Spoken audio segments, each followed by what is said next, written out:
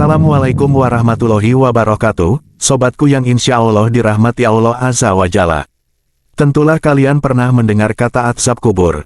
Namun tahukah kalian kejadian-kejadian yang akan menimpa si mayit di alam kubur itu, dan apa saja pertanyaannya, serta berapa lama kejadian di alam kubur tersebut?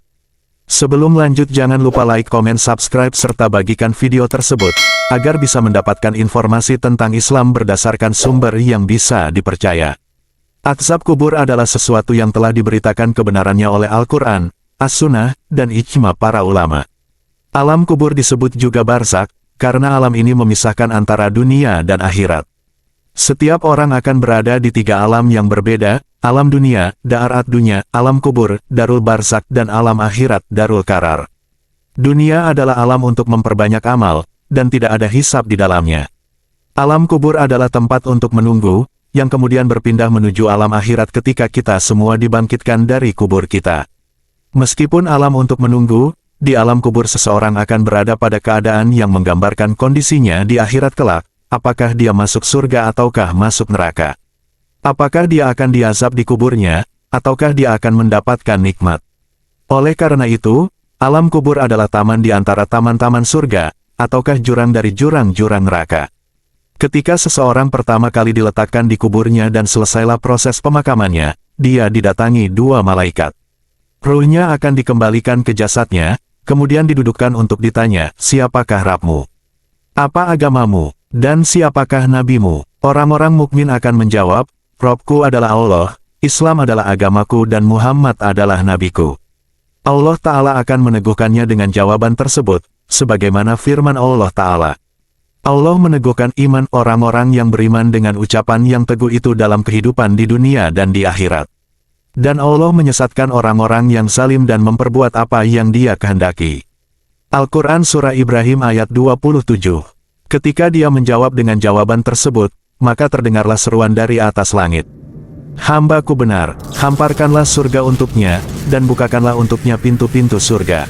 Hadits riwayat Abu Dawud nomor 4753 dan Ahmad 4/288.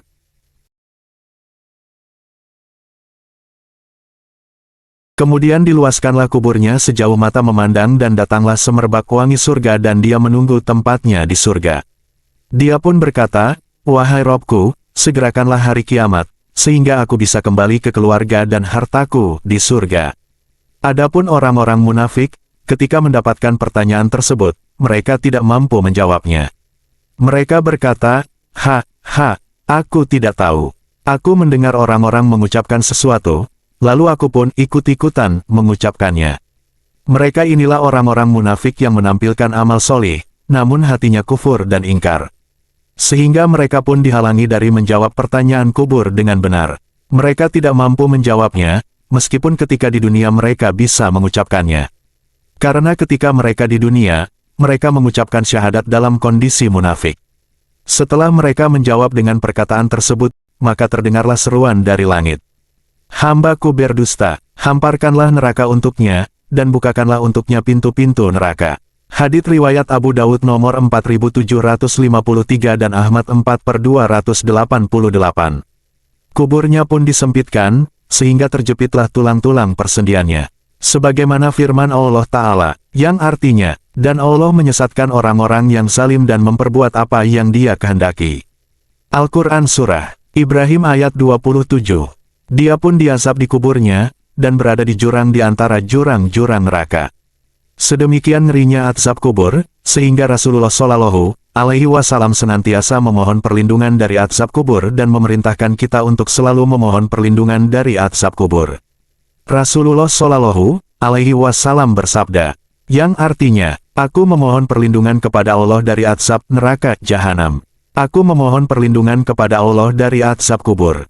Aku memohon perlindungan kepada Allah dari fitnah Al-Masih Al-Dajjal. Dan aku memohon perlindungan kepada Allah dari fitnah kehidupan dan kematian. Hadits riwayat Tirmidzi nomor 3604. Rasulullah Shallallahu Alaihi Wasallam memerintahkan hal itu setiap kali salat ketika tasyahud akhir sebelum salam. Oleh karena itu, hendaknya setiap muslim bersemangat untuk mengucapkan doa ini di tasyahud akhir dan tidak meninggalkannya.